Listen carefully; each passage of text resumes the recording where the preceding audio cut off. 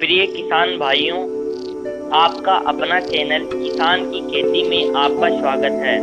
आज हम आपको धान की फसल के बारे में बताने जा रहे हैं, इसलिए आप वीडियो को अंत तक देखें और हमारे चैनल को लाइक, सब्सक्राइब और बेल आइकन बटन जरूर दबाएं, जिससे आपको हम हर फसल की खबर आप तक पहुंचा सकें।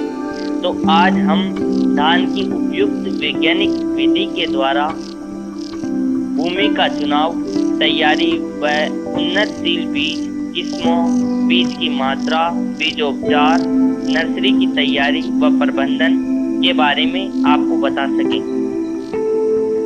बुआई के समय, बोने का समय, रोपाई की उम्र, खाद, उर्वरक, सिंचाई आदि के बारे में जानकारी प्राप्त कर सकें। तो किसान भाइयों, धान के बारे में हम जानते हैं कि भारत में धान हमारे देश की प्रमुख फसल है। देश में लगभग 70 से 80% जनसंख्या का भरण पोषण इसी फसल के द्वारा होता है। तो चलिए हम सर्वप्रथम धान की भूमि की चुनाव और तैयारी के बारे में बात करते हैं। एक बात और विशेष ध्यान रखनी चाहिए, यदि धान की फसल को वैज्ञानिक तरीके से उगाया जाए और कुछ महत्वपूर्ण बातों को ध्यान में रखा जाए तो निश्चित रूप से इसकी उपज में 15 से 20% तक की वृद्धि हो सकती है। इसके लिए मुख्य शस्यक्रिया क्रियाओं का विवरण इस प्रकार है। देखिए, भूमि का चुनाव और तैयारी। धान की खेती में गर्म तथा नम जलवायु में की जाती है। फसल की पैदावार के लिए 25 से 30 डिग्री तथा पकने के लिए 20 से 25 डिग्री तापमान उपयुक्त रहता है। धान की खेती के लिए अच्छी उर्वरकता वाली, समतल व अच्छे जल धारण क्षमता वाली मटियार चिकनी मिट्टी सर्वोत्तम रहती है। किसान भाइयों, सिंचाई की पर्याप्त सुविधा होने पर हल्की मृदाओं में भी धान की खेती सफलतापूर्वक की जा सकती है। जिस खेत में धान की रोपाई करनी हो उसमें अप्रैल या मई में हरी खाद के लिए ढैंचे की बुआई, जिसमें 20 से 25 किग्रा बीज प्रति हेक्टेयर की दर से करें। आवश्यकता अनुसार सिंचाई करते रहें और जब फसल 5 से 6 सप्ताह की हो जाए तो उसे मिट्टी में अच्छी तरह मिला दें तथा खेत में पानी भर दें, जिससे ढैंचा है जो अच्छी तरह सड़ गल जाए। अगर हरी खाद का उपयोग नहीं कर रहे हो तो 20 से 25 टन सड़ी गली गोबर की खाद प्रति हेक्टेयर की दर से खेत में बिखेर कर अच्छी तरह जुताई कर दें। तो किसान भाइयों, भूमि की चुनाव या तैयारी करने के बाद आपको किस्मों का चुनाव भी करना बहुत आवश्यक है। इसलिए धान की खेती के लिए अपने क्षेत्र विशेष के अनुसार आपको किस्मों का चुनाव करना चाहिए, जिससे आपको अधिक से अधिक पैदावार मिल सके। तो देखिए, धान की खेती के लिए आपको अगेती किस्म, मध्यम अवधि की किस्में और लंबी अवधि की किस्में जो मुख्य होती हैं, जिसमें अगेती किस्में 110 से 115 दिन की होती हैं और इसमें मुख्य रूप से है ना जो किसान भाइयों, पूसा 221, पूसा 33, पूसा 834, PNR 381 अनेक प्रकार की हैं जो धान की किस्में होती हैं जो आप बो सकते हैं। तो इसके साथ मध्य अवधि की किस्में भी होती हैं जो 120 से 125 दिन में होती हैं, जिसमें मुख्य किस्में हैं पूसा 169, पूसा 205, पूसा 44, सरूजू 52, पतधान 10, पतधान 12, IR 64, ये आदि प्रमुख जो किस्में हैं।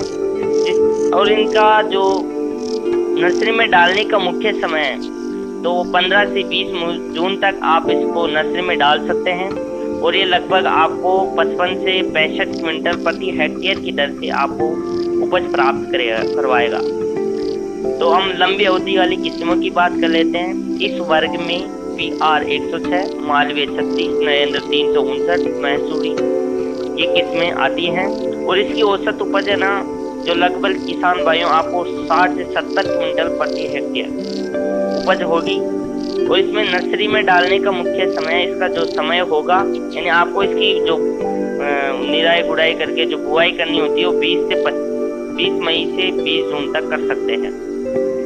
तो चलिए हम बीज का जो चुनाव करने के बाद हम अब बीज की मात्रा व चुनाव मात्रा के बारे में जानते हैं, क्योंकि हम बीज तो लेते हैं तो चुनी हुई जो किस्मों का बीज है जो किसी भी मान्यता प्राप्त संस्था से ही होना चाहिए यानी। और किसान भाइयों, इस बात का जरूर ध्यान रखें, यदि आप एक बार प्रमाणित बीज लेने के बाद उसे 3 साल तक बदलने की आवश्यकता नहीं होती है। अगर अपना बीज प्रयोग कर रहे हैं तो इस बात का आप एक विशेष जरूर ध्यान रखें कि अंकुरण प्रतिशत क्षमता है जो 80 से 90% होनी चाहिए, यानी बुआई से पहले स्वस्थ बीजों की ओर छटनी कर लेनी चाहिए जिससे आपकी उपज में बढ़ोतरी हो। इसके लिए आपको एक 10% नमक का घोल का प्रयोग करना चाहिए, यानी नमक के घोल बनाने के लिए आपको जो 2 किलो सामान्य प्रतिशत नमक लेना चाहिए और 20 लीटर पानी के घोल लें और इस घोल में है जो 3 किग्रा बीज डालकर अच्छी तरह हिलाएं। और इसमें स्वस्थ और भारी बीज होते हैं जो तो नीचे बैठ जाएंगे और छोटे और हल्के बीज होंगे वो ऊपर तैरने लगेंगे। इस तरह साफ व स्वस्थ छटा हुआ 20 किग्रा बीज महीने दाने वाली किस्मों में तथा 25 किग्रा बीज मोटे दाने वाली किस्मों में 1 हेक्टेयर के लिए आप तैयार कर सकते हैं। तो आप धान की बीज की मात्रा के बाद हम चलते हैं बीजोपचार के लिए।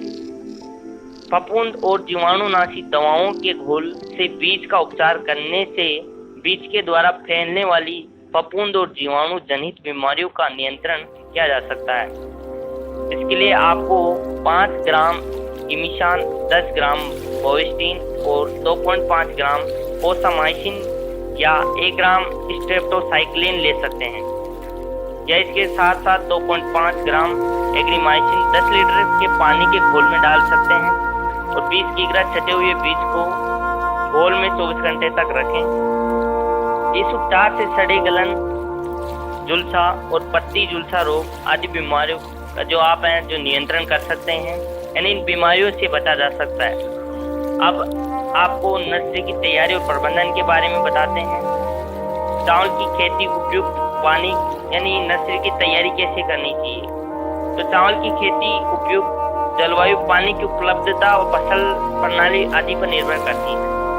इससे खेती प्राय 2 तरह से की जाती है, रोपाई के माध्यम से और 2 खेत में सीधी बुआई करके। तो आपको अगले वीडियो में बताया जाएगा कि नर्सरी की तैयारी के लिए किस प्रकार की जाएगी और आपको अगले हमारे वीडियो में उपज के बारे में, खाद उर्वरक के बारे में बताया जाएगा। इसलिए आप हमारे अगले वाले वीडियो को जरूर देखें। तो आप किसान भाइयों, आपका इसमें बहुत बहुत स्वागत है।